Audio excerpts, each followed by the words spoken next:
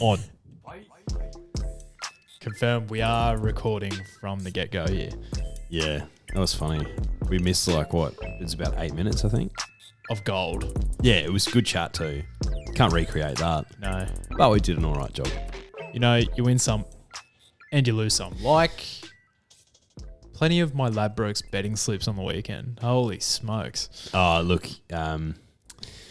Ladbrokes, they're fine. They're not included in this, but all the other bookies from the weekend, I tell you what, I'm not speaking with yous. No. Because I was just saying to you before, the bookies definitely won the battle on the weekend. Oh, God, yeah. But we'll win the war, mate. I think it's a real Braveheart situation where, you know, we got to, you know, we're going into war. We need to come together to really fight the bookies, except you, Ladbrokes. Yeah, Ladbrokes is accepted in this conversation.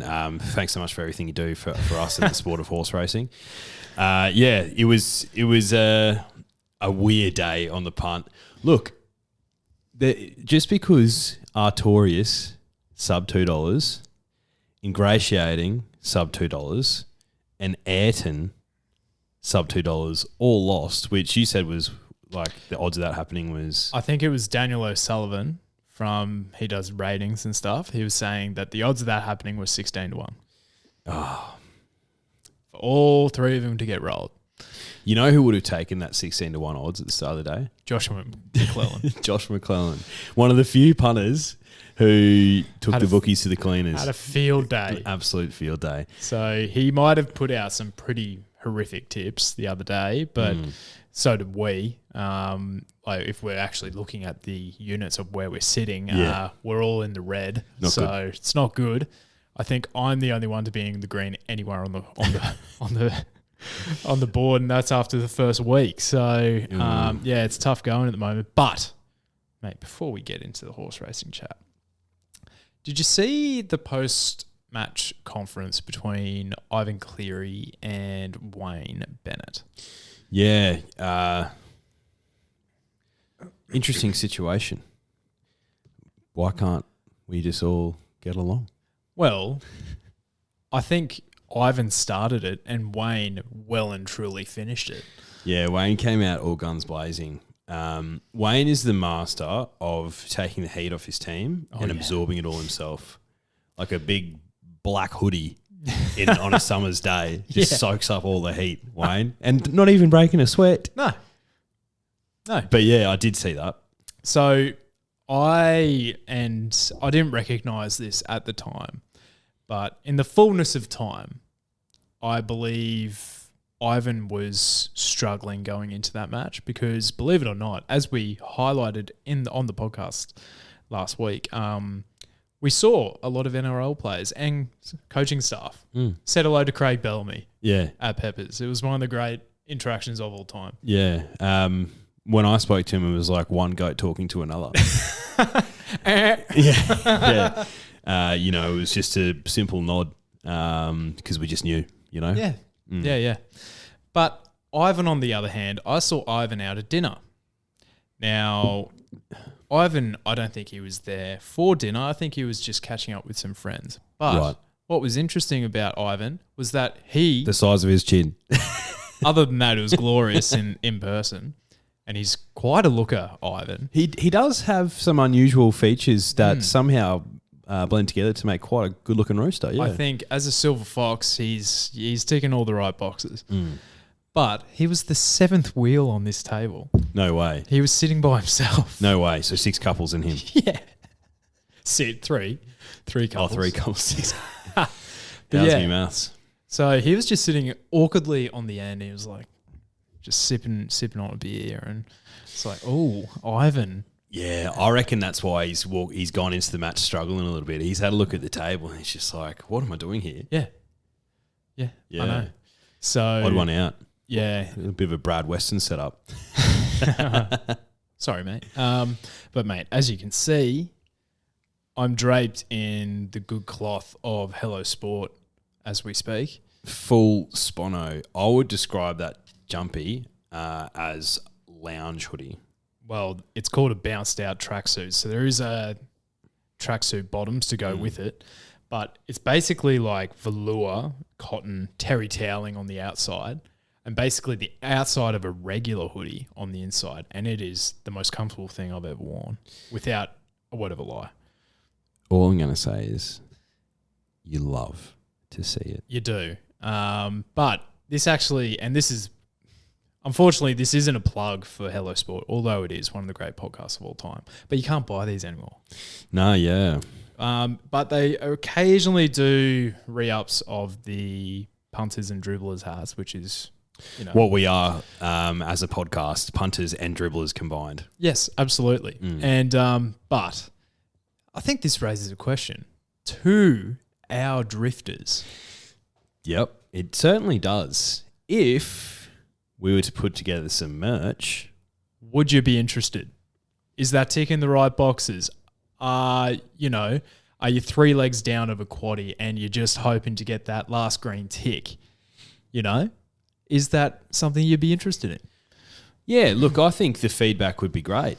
Do we just go all out with, as you can see up here, the On the Drift theme and just go red, green, black with the On the Drift words, or do we start chucking some phrases out there? Like you said, who's putting the quaddie on? That's a great phrase. Oh, yeah? So we lost the quaddie. Treble? Treble? Something to consider. Something to, have a sleep on it. Definitely sleep on it. Or even the phrase that we just spoke about earlier, the bookies won the battle, but we'll win the war. That's a good one. Sponsored by Ladbrokes. Yeah. But yeah, something we're considering. We're going to put this into an Instagram post. We'll get some polls going. Yes or no. Let us know. Thank you very much. But, mate, so when we were at Noosa, we obviously went to the greatest place on earth. Yeah. Look, I was going to say that the only thing that really softened the blow of, those 3 sub $2 favourites, all of which I whacked, obviously, going down was the fact that we were in the greatest place on earth. Well, it's the first time it's really had one over us in, the 3 or 4 times we've been there. Yeah, it's usually a good omen being at the greatest place on earth, the Noosa Surf Club. One of the great setups. And if I was to build and design a TAB, I don't think there'd be much that I'd change. No, I don't think so. Well, as we were discussing on the very first day on Wednesday there, maybe switch it around so you could watch the horses and the ocean at the same time. Potentially. I think that's been reserved for heaven. I think when we die and we go to heaven, it'll be literally the Noosa Surf Club, but the TAB's been turned around. So God's just been like, you know what, boys, I'll give you a little taste if you behave yourselves. It'd just be too good to be true if that was the case. Oh, God, yeah. One can dare to dream, though. Yeah, you can. But I think it's also of a bucket list, right? I think it's definitely it has to be on every punter's bucket list to go there. And yep. I would caveat, go there and win a quaddie there. A quaddie of substance. Yeah, a quaddie of substance. Because on the Wednesday we picked up the, if you listen to our last podcast, we picked up the Wednesday quaddie at Brisbane, and it was what, $120? Yeah. So, we doubled our money, sure. Course we did, which is all you want, really. Yeah, what did you think of the racing outside of those favourites being beaten? Is there any that you know more? Well, forgive? I saw Ayrton's not well. Oh, really? Spring in doubt. Interesting. I did see that, actually. I didn't know he was unwell. Just thought they might pull the pin on him. Indifferent. You know what I'm really struggling with at the moment, and I think the Caulfield Guineas and the 1,000 Guineas Preludes are a testament to this. I am so confused about the 3-year-old picture for the features throughout the spring. I don't know where anything's going now. Yeah, it is. It's I completely agree. The 1 3-year-old that really stands out clearly is Animo. Converge pulled up unwell too, so Yeah. there's a bit of an explanation. He bled, so he's already out of the Golden Rose. So Animo could be targeting a Cox Plate, lightly weighted. Well, that's the yarn that I heard Dwayne Dunn saying before he won on the weekend. He's like, if I could take one horse into the Cox Play to be that thing, I'm like, bruh. Bruh, it's a good horse. Yeah. It's one run, and it nearly got run down by Remark. And Remark hasn't been like setting houses on fire. Get him out further, lightly weighted, bang. Yeah. I do have a personal investment in this punter, so stupid price on the weekend, Animo. Look, I agree with you about 3-year-olds though. What about the fillies? Like, I have no idea. No. I don't know any of them. No. Like I especially with like the Sydney fillies, that's just getting more confusing each week. Yes. Mate, what about the Coolmore? I have no idea. Like, because September run was clearly coming through at this point last year, wasn't she? Yeah, she was, and she was basically every straight race down at Flemington. So to be fair, we're still a fair way out. We're probably like 6 to 8 weeks out. Yeah. Yeah, that'd be about right. Maybe 6 weeks out. Mm. But in the lead up to that, there was like 2 straight races at Flemington where she absolutely blew them all out the park. Incredible. But even Spots that was putting together some nice runs. Wild Ruler was starting to kick off. And then you had the other ones like, what was its name? We potted this thing time and time and time again. It was Farnan? We potted him too. Yeah. But the other Kieran Mudd, Dave Eustace horse, the leader. Started with an A. Orange Silks. Yeah. This is killing me. This is killing me too. Anyway, that thing. It was beating up on. It was winning, 1,000-meter races by six lengths. Then it started as favourite one of the favourites in the Coolmore. That horse's name is gonna pop into my head, and I'm just gonna scream it out later. Yeah, that's fine. Anyway, so 3-year-old picture. It's weird because 4 weeks ago we were going like, these 3-year-olds are unbelievable. Yeah. And now it's like, what's going on? Yeah. Well, there was a 3-year-old who won on the straight, 3-year-old filly on the weekend. Crystal Bounds. Mm. She looks like a pretty decent horse, but again, like from not a big sample size. Yeah. And who'd she beat? That's what I mean. Yeah, I know. It's hard yakka for the punters at the moment. So hopefully there's a couple of shorties on the weekend that hopefully can get the job done. Mm. But, mate, as we always do from our, loose openings, we go into our sponsored segment by the good people at Ladbrokes. Can you please explain to the punters exactly what we're doing? I sure can. So, briefly mentioned it before, Noosa Surf Club, greatest place on earth to have a punt, and generally speaking, for any punter who sets foot in the place, it's a good omen. And something that happened to us on the weekend was a very clear omen that was presented in terms of a table number. Mm-hmm. Plonked on the table in the TAB, number 7, which is my lucky number. 7 people in my family, born on the 7th. I turned around to you and immediately said, mate, that's an omen, because I got a buzzer earlier on in the day, which also had number 7. So we're like, what's number 7 in the next? Oh, it was second race at Eagle Farm, and it was whatever. Second race, Sydney. Sydney? Yeah. Oh, I thought it was Eagle Farm. Anyway, we jumped on that, whatever it was. Accountability. There you go.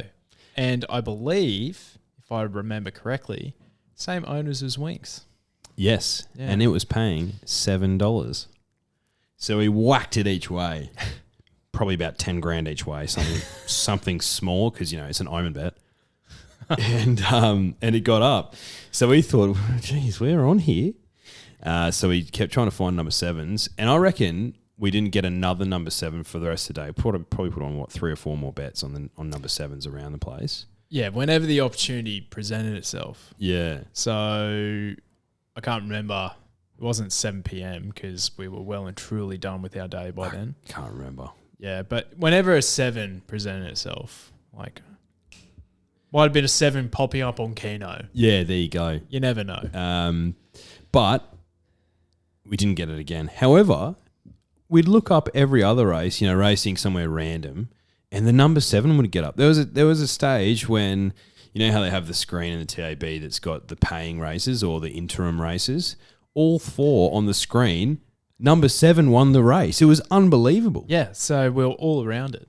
Yeah. And look, mate, you can't have a bet in every race. No, you can't. You can't. can't. You know, sometimes you do miss omens, but hopefully we catch them a lot. And that's what the segment is this week. Omens. Omens. So do you have any big omens that you keep an eye on? Can be across anything, not just horse racing, any sport. Well, I think this is more like a punting lesson, but it is omen as well. And you were here with me at this very time when this happened. But it's basically the no second ticket omen. Yeah, huge omen. So I've definitely mentioned this on this podcast before, but hopefully since the last time that we've been doing this, we might have some people who haven't heard this. Some fresh ears. Some fresh ears. Thanks for listening. But basically what this is like, you know, this might present itself after, you know, you've opened up your phone or you're filling out a ticket, whatever it is, and you might have had a couple of beers. Yes, a little bit looser than what you normally would be without the inebriation of alcohol in your system. I dare say it's the Cordy legs. Yeah. Later in the day. So Well, after lunchtime. I am historically the worst person to give a responsibility of filling out a ticket. It's just... Don't know what it is. You just can't do it. I can't do it. I'll put it on the next day. I've put it on... what else have I done? I've done like the race before. Wrong number. Yeah. I've put on another 0. But, yeah, the wrong amount. Well, it wasn't the wrong amount. It was the wrong bet type. So That's right. What happens was whatever race Scholes was going to win, I just wanted to, I thought she was a silly price at about $3 to $4 to place. And I had a healthy place bet, but then I got the ticket back and estimated returns were about $1,200. I was like, well, that's wrong. That's a silly mistake. So I've gone to refund that, but then she went on to win the race by 3 lengths. So I left about 800 on the table there. So that stung a bit, but I learnt my lesson. No second tickets. You got to let it ride. I whacked her each way that day, so I was a happy man. Love you, Scholes. Yeah, that's a big omen. If you stuff up a ticket within reason, just let it ride, bro. Yeah. Yeah, obviously there's outliers. There is outliers. To any omen. Like anything in life, you know, there's always outliers. Yeah. I've already spoken about numbers. This one's more about names for me. So, but not like this horse is called Declan Jones. Oh, like I've got to back it now. Remember wasn't there a horse going on recently called Brad? Yeah, and wasn't there, when we were at Noosa last time, wasn't there a Jonesy or something? I think so. And on the weekend, Big Bad Bruce had a run. Yeah, there's a Hutcho running around somewhere. So they're no-brainers. I mean more so if you hear a really random word specifically throughout the week, and then later on in the week you're reading the form, you're like, holy shit. Yeah. Someone said that word to me this week, and I've just seen it in the form. You know, for example, incentivize. Let's just take an example. Incentivize. If you're listening to ScoMo have a speech, there's no doubt in my mind that ScoMo is going to say incentivize at least once in a speech. Gotcha. I don't even know if incentivize is a real word. Yeah, that's a good point, actually. Like, I actually don't know. I'm not your vocab guy. Nah. But... But anyway, so if you heard that, you're like, oh, incentivize. That's a bizarre word. Thanks, ScoMo. Jog on. And then you're reading the form, you're like, geez, this incentivize thing. Wow, I actually heard that word earlier this week. And then you just have to whack it. That's a big, big omen. Oh, God, yeah. And the names of horses are an interesting one. And I feel like the omen has run out on this one. But I don't know if you've I hope you have, but run your eyes over the highway in the first in Sydney. I very briefly didn't pay it much attention at all. Well, I believe it's either the top 8 or number 2 in the market, in the order of entry. Let's have a look-see. Mate, number 2's Leo.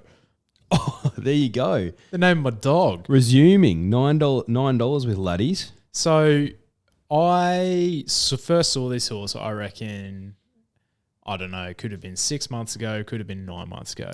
I remember.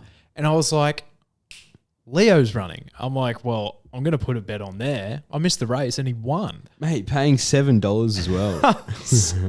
So, I think Prue and I are going to have a little wager on him just because. But use his money because he gets pocket money, doesn't he? Leo. Doing chores around the house, yeah. Mate, he's basically, if he could run around a track and he could actually have some career earnings. He's that quick. He's a fast boy. He's a big boy too. Wouldn't go amiss amongst the horses, that's for sure. But yeah, that's my experience with names. So this one is one that we missed on the weekend. So clear as day, and we didn't put 2 and 2 together here. But it's the anytime in real life. Yeah. Moment. Oh, yeah. This huge. is silly stuff. So basically what we did is, as we've alluded to, we saw a lot of Melbourne Storm players. But if you see any rugby league AFL players during the week and they have a game on, chuck them into your any times. Because we 100%. We saw Christian Welsh. We saw Kenny Bromwich. We saw Justin Olam. And the winger as well. Yeah, the Fijian winger. Yeah, I can't remember what his name is. Sorry, mate. So that is one of the great missed opportunities of all time. 4-leg ATS. Paying fortunes. Well, Christian Welsh is usually like $6 to $7. Just on his own. To be honest, I reckon he might have got off the nudie there. Mate, potentially. Oh, there was probably that West Tigers game where basically everyone except the Fox scored. Everyone except the 2 wingers scored. Yeah. Yeah. How bizarre is that? So 11 try scorers. Sorry, Fox. Yeah.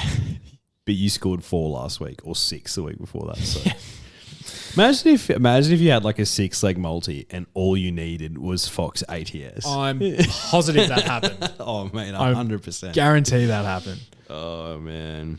Anyway, I agree. any times in real life. So this one's more specific to actually being at the track.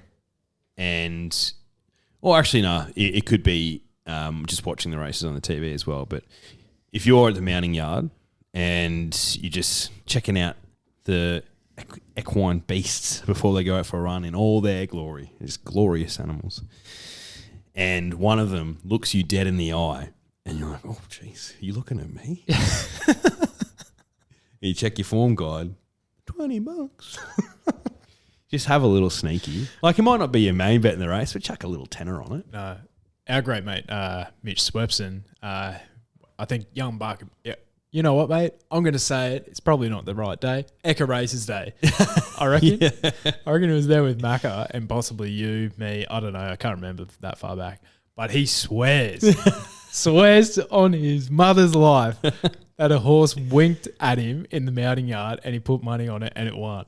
Yeah, mate, 100%. Like, the horse knew. The horse was like, boys, I'm on here today. Yeah. Screw what the jockey was saying. Yeah. It's the horse. Speaking of winks, I actually have a pretty big omen. Every time that I winked at someone, for some reason there was this horse called Winks that always won. I won fortunes, mate. 33 in a row. Yeah, every single time. Never forget. Yeah. So in extension to that, not just looking you dead in the eye in the mounting yard, but maybe having a little poop in the mounting yard as well. If the horse just lifts the tail and just lets it rip, it's like, yeah, ready to go. Let it all out. Yeah. Lightly weighted, fit, ready. I don't mind seeing that behind the gates. Yeah. It's like, nah, you're comfortable now. You're comfortable enough to do that in public, firstly. Just before a big race. Imagine at the Olympics, just before a big swim, the 100-meter freestyle. Torpedo just drops the dax. Michael Phelps drops the dax. It's like, don't mind me, just letting it all out. Yeah, it just drops the speedo. Oh, God, that's funny. Or maybe he does the Russell Packer and pulls the shorts and just does a quick my wee. God. Actual real life. Or just stands up and shakes his leg while he's doing it. What a guy. That's serious footage if you can get your eyes on that. Oh, funny stuff. Yeah. Okay. Well, I believe that's all the omens done. So if we have an upcoming omen, of course we'll let you know to jump on. We'll probably just do a quick story, I'd imagine. Boys, just saw this. Jump on. Yeah. If there's anything crumb fish related, we are jumping on that. Mate, yeah, 100%. Crumbed. Actually, was it Hinchpin that ran in Morfettville race 4, number 4, that I said, Louis from Works, all over this horse, we should launch? Mate, that was an omen bet. He's like, I love anytime Baron Vorster's racing for this trainer in these silks, always wins. So there was no form behind it. Calvin. And it came home. There you go. Well, now you know, punters. But yeah, thank you to the good people at Ladbrokes for sponsoring that segment. But, mate, we've already dribbled on for a bit. So much dribble. We have 2 Group 1s to get through, our Juicy Stakes, and we have very special guests coming on. So let's get through the Group 1s here. Hopefully the first one in Sydney, Go Sydney, yep. the George Main Stakes, will be relatively straightforward. I'd imagine so because there is an absolute superstar in this race. Yeah, a champion, you might say. I don't understand that debate. All the debate is she a superstar or a champion? Who cares? Yeah, who cares? Who cares? She's a 7-time, 8-time? 8-time Group 1 winner. If she wins this, she equals Northerly, and Northerly's considered one of the greats. Please. Yeah. Like, she's the weight for age star in Australia. Yeah. Let her be. She's very, very elegant, Yes. and she wins this on the weekend. Yeah. Yeah. My only query about her here is barrier 2. That's the only thing that I'm having a second thought about. I agree, but looking at the race and how it's mapping, Riadini rolls forward, Shout the Bar rolls forward. They're either side of her. Colding will roll forward, take a seat 2 or 3 sets back, hopefully one off the fence, and bang. Yeah. Too I think that's what J-Mac will do. He'll just like, that first 100 metres is going to be crucial. Yeah. And I reckon he'll try and get her off the fence. Star of the Seas is actually beside Colding. He usually goes back, so there could actually be a nice little pocket for her. It could be, yeah. Depends what Colding does. Now, luckily for Very Elegant, Colding is trained by the same trainer. Yeah, So the great Chris Waller. And how many does he have here? He has 1, 2, 3, just the 4. Hungry Heart as well. Yeah. So, and Hungry Heart's drawn out. She usually goes back, so I don't think she'll be any concern. I think she wants further too, mate, to be honest, in Group 1s. I think they're considering her for the Caulfield Cup this prep. I reckon that's a great shout. Dry deck. She'll have a phantom weight. Yeah. Like Dean Yendall styles. Yeah, she'll be levitating in your language. Bang. But yes, I agree. Over the mile. Weather in Sydney this week, from what I'm hearing, pretty much no more rain for the rest of the week, but heavy rain earlier in the week. It was a soft 7 on Wednesday. So there will be a little bit of give, which I think for her is perfect. Perfection. If it was any drier, I wouldn't be surprised to see Colding run well. But he hasn't been in the greatest form. But the mile at Randwick, that suits him. But if I was going to have a trifecta in this race, I've got VE on top. I think Thicket Over runs a cracking race here. The reason why I'm more confident in VE is that form was franked with Mo'unga running an absolute cracking race in the Makybe Diva. And to be honest, if you rewatch the Wink Stakes, VE just brought him into that race. VE was wide, no cover, whole trip, brought him in, and he only just got home. He's a good horse, Mo'unga, but VE's better. So, yeah, VE, Think It Over. And look, I think Riadini might hold on for a place. Mate, we have the exact same trifecta there. I had a really good long hard look at Riadini last race. I was considering putting it in as my roughie of the day. Kind of wishing I did because it started at $41 that day. It's just like I just need to see it actually run well. Ran a cracking race, $17, still seems overs. Rachel King in the saddle, no issues there. Think It Over in for second, VE first. Bang. All right, now we go from what's hopefully a straightforward race to one of the great Rubik's Cubes of all time. Genuine Rubik's Cube stuff here. So the Sir Rupert Clarke Stakes, otherwise known as the Winnie Blues Stakes, because it is an absolute double job. 1,400 metres, handicap, Group 1 last year, won by Behemoth. don't actually know if any horses have gone back-to-back in the Memsie and the Sir Rupert Clarke before. He might be the first ever. I don't know. That's for sure. More learned punters than us. It is. Historians, you could potentially say. Absolutely. So you have Bo Rosser is heading up the field here at about $4.80 to $5. Then you have Probabile. Behemoth is a bit disrespected at the $6.50. And then you're looking at probably Amish Boy, Sierra Sue, and the emergency I'm Thunderstruck, the 4-year-old, sorry. Where did you land here? Mate, I think there's a stack of chances in this race. I'm with the 3 at the top of the betting, though, which is Bo Rosser, Probabile, and Behemoth. Funnily enough, drawn barrier 1, 2, 3. So there'll be some mind games played between the jocks there, I think, pretty early doors. Look, you've got Buffalo River, who clearly go forward. I think Groundswell will go forward. Streets of Avalon, He'll go forward. maybe go forward. And then you've got them sitting there, and then that basically gives Probabile, Bo Rosser, and Behemoth every opportunity to sit just behind them. So in my humble, it then becomes a sprint to the finish because I think they'll get a good enough seat. They're all elite over 1,400 metres. Elite for Behemoth and Probabile. Bo Ross has proven that 1,400 metres is no issue at all. Drops in weight. Nearly beat home Behemoth in the Memsie. Might have the edge here, Bo Rosser, I think. I'm really struggling to pick between the 3. Was on Behemoth last start, so it's tough to jump off. But I think Bo Rosser has a slight edge with the weight. Probabile, obviously, we're both fans of her. She could run over the top of them, carrying 57 kegs, going for a Cox plate. Might be a little bit of rain around, and she doesn't want that. So there's a little bit of a query there. But I think Bo Ross has proven that it could win a Group 1. Really could. And I think this is a good chance to do that. So Bo Ross on top for mine at the moment with probably Behemoth and Probabile. But that might change closer to kickoff. Yeah. I've got Probabile on top. Yeah. I think she was absolutely super. She was. I think she was big as a tank in the mounting yard first up. So Big as an actual tank. Yeah, huge. And Bigger than Behemoth? yes.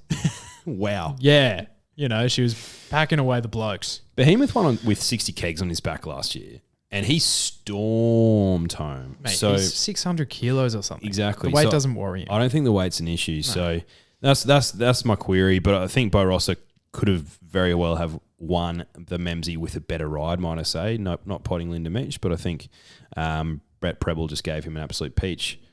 He jumps onto Probabile. Craig Williams jumps onto Behemoth, who he usually rides. And then Bo Rosser's still got Linda Meach. So, yeah, I'm with those 3, but who I land on at this stage is Bo Rosser.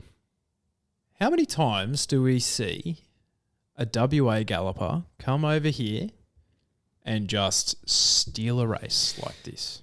All the time. All the time. Number 12, Samzadat. This horse has sneaky good form.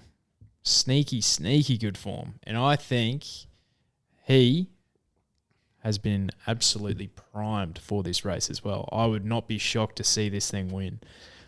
2 from 2 third up, has beaten home Indian Pacific, who had okay form in Group 1 company. Prep before that, in the summer last year. Ran second to Too Close to the Sun over the 1,300 metres, which is a slight concern because Too Close to the Sun is an elite 2,000 metre horse. But I think that's just a tune-up run. 52 kegs on the back here. Basically levitating. So Froggy knew it in the saddle. Good. And yourself?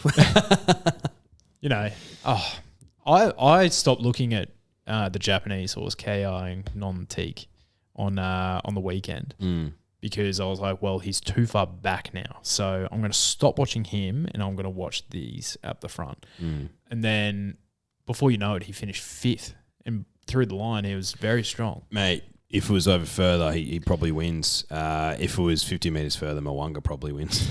Yeah. Well, did you see him through the line? Incentivise was so strong.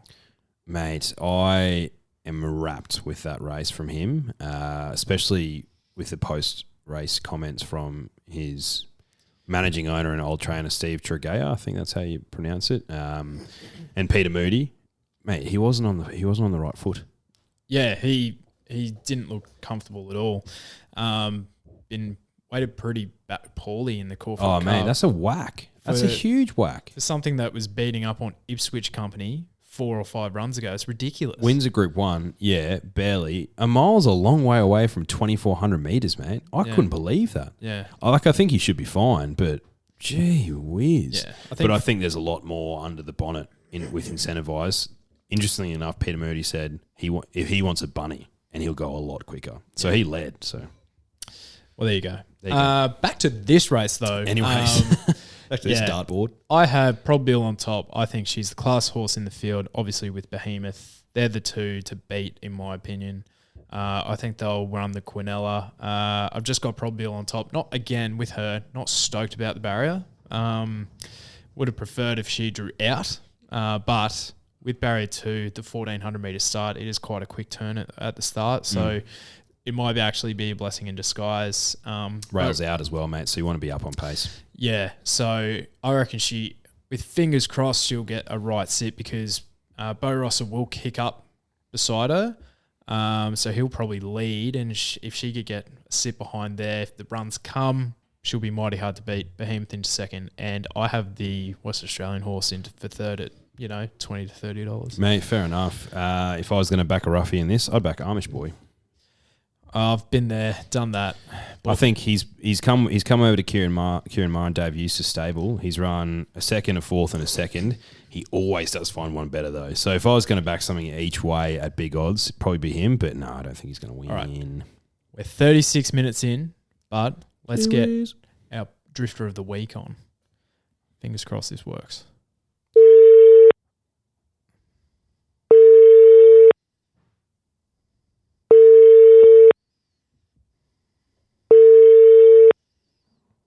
Thanks, William.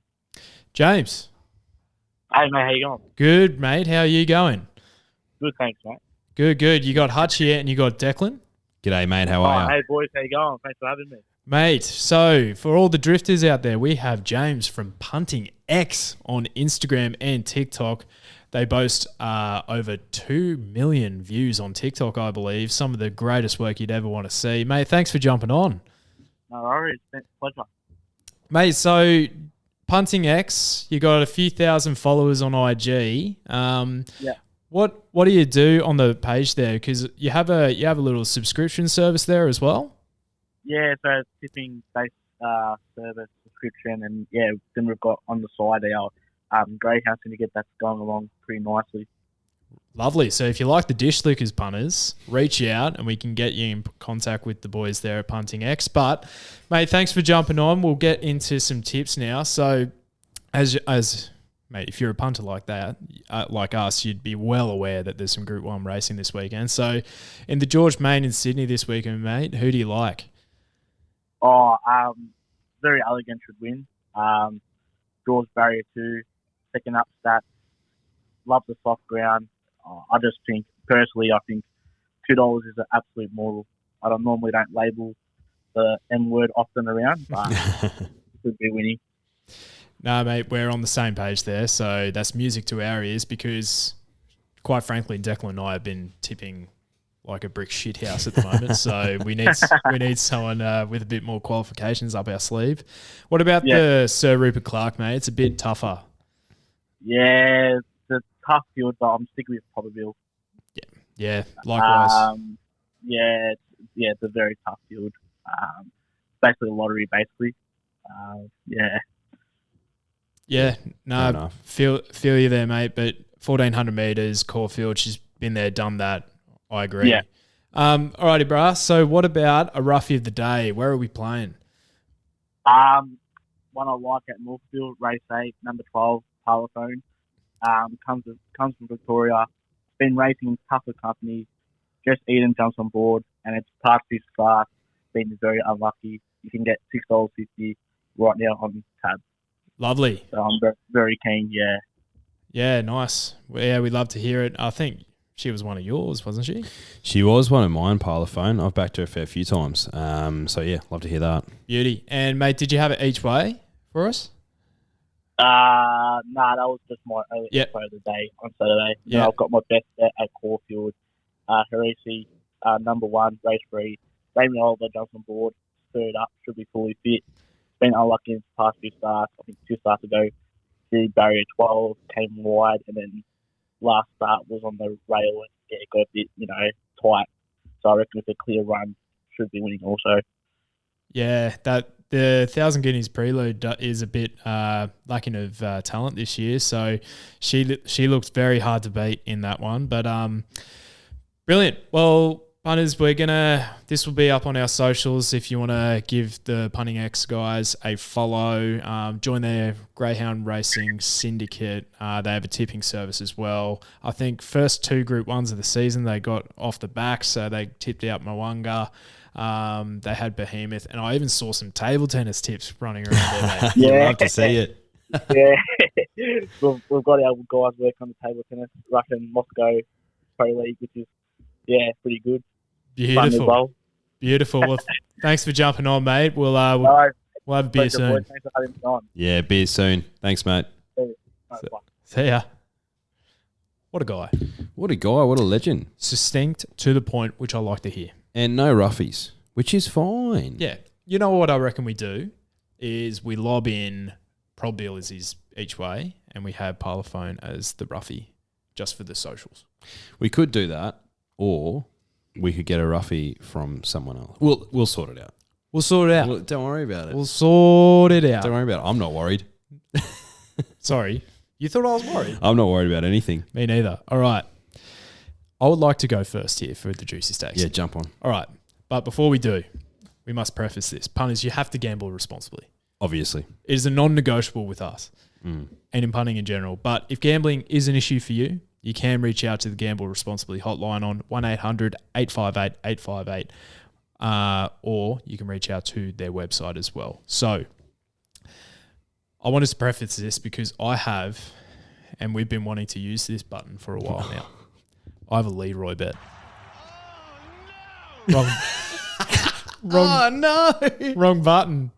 I have a Leroy bet.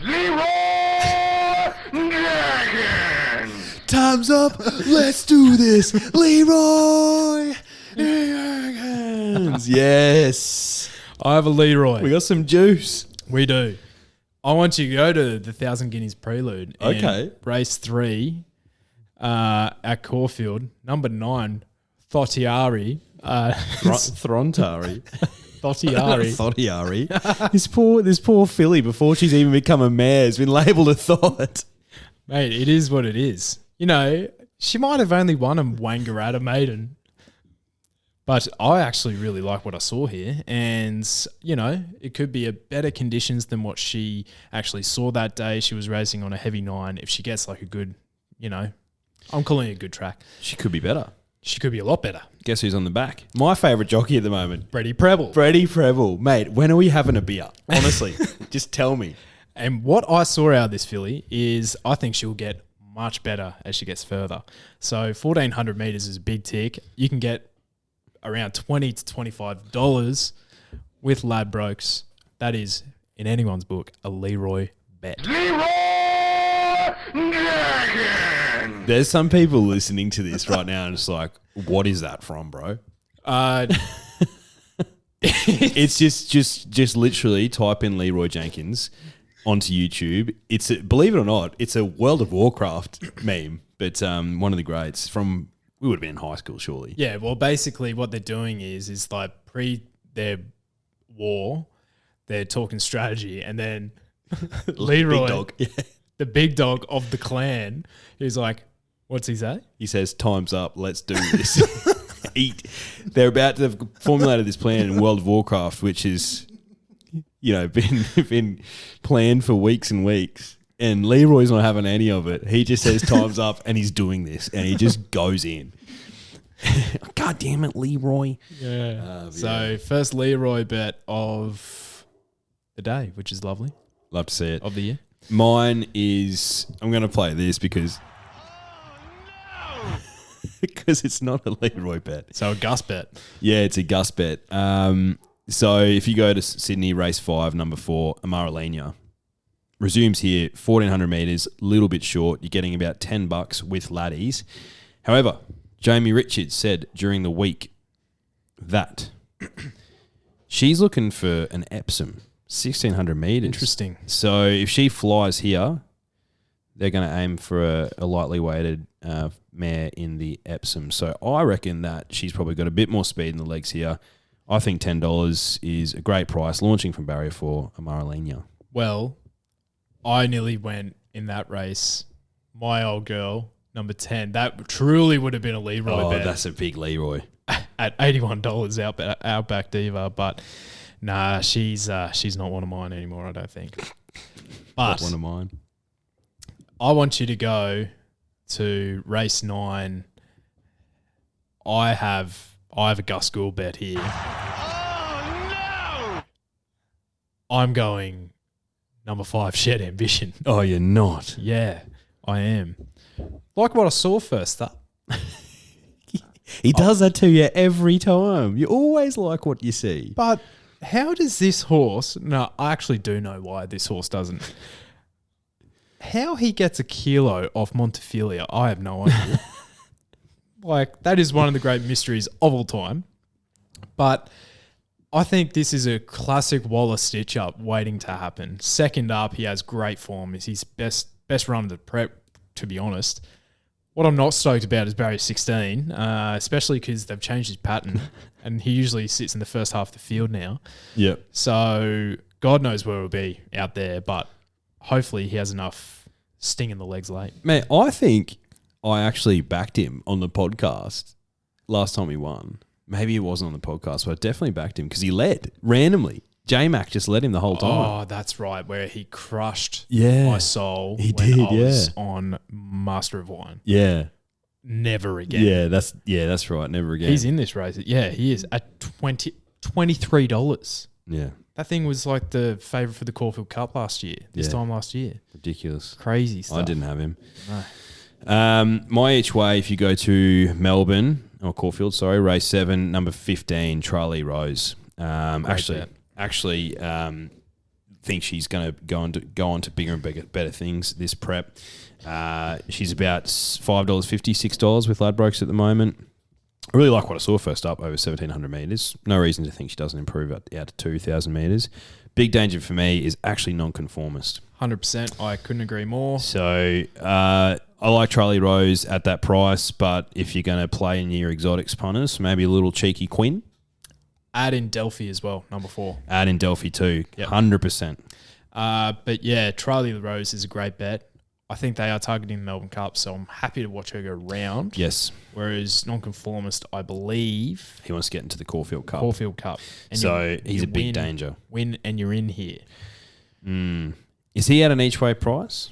Would you say? Course, yeah, 5. Yeah. 5s, yes. Yeah, I'll Please. take him. I'll take him non-conformist. But look, guys, I'll probably have a little sneaky on both. Let's be honest. So what is your play? We'll go non-conformist. each Okay, way. so that's... I reckon that's a warning, to be honest. I have a feeling we have the same best bet of the day here. What, VE? Yes. Yeah, happy to go VE as my BB, but to chuck in another one, I like Anavisto. Okay.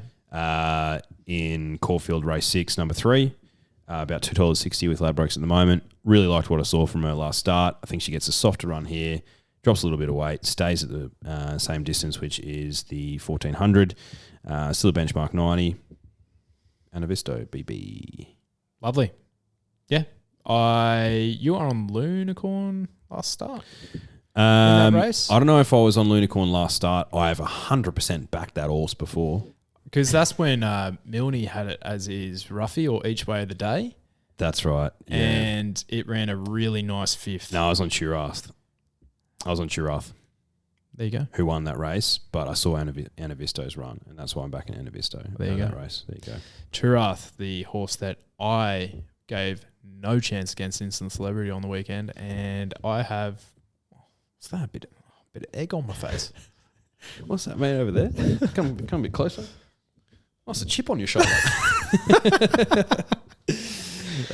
Yeah, so there you go, mate. Hey, it is what it is, Hey, mate. we might have lost the battle on the weekend, but we'll win the war. Just quietly between Animo and Incentivize, I had a pretty good. Anyways, Makes one of us. mm. All good though. What we must say, we do this every time. Yeah, we do. What have I got here? I just got a little bag of goodies again. Yeah, thanks to our friends at Ladbrokes, we're going to run another tipping competition. Tipping comps are on. So we have a hat, we have a Starby cooler, we have a nice little tote bag when you're going shopping for the Dahl. You have a nice little pen. One of the great pens I've ever seen. Heard that in real time. There's only one sound that's better than that.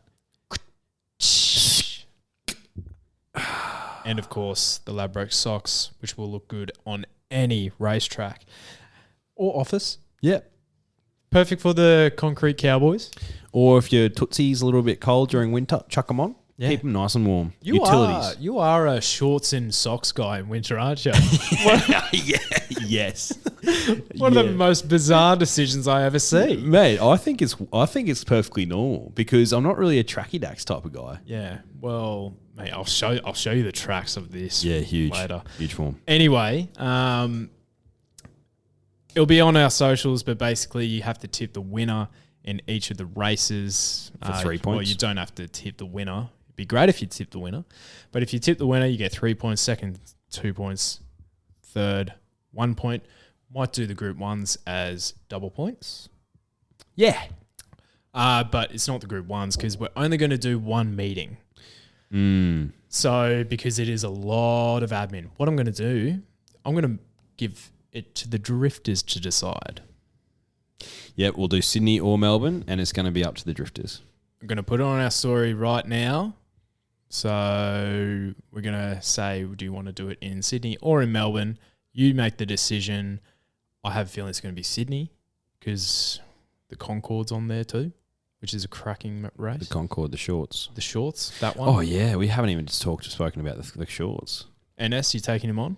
Yes, Masked Crusader. Masked Crusader. Wow.